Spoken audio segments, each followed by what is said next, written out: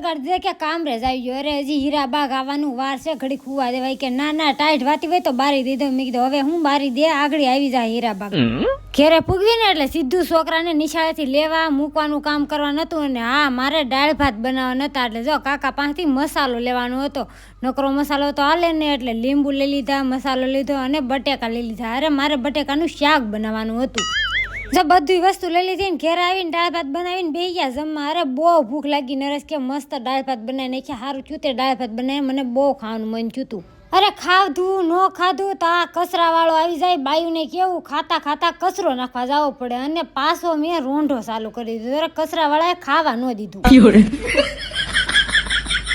પાછા તમારી બેન કે મમ્મી મારે પાણીપુરી ખાવી હતી. પછી મેં જો પાણીપુરી બનાવી નાખી. ખુશાલી એમ કહેશે મમ્મી હું ભરતી જાઉં ને આ બધાને કે બેસી જાય જમવા. અરે મેં કીધું એ લોકો કોઈ ઊભા નથી થતા.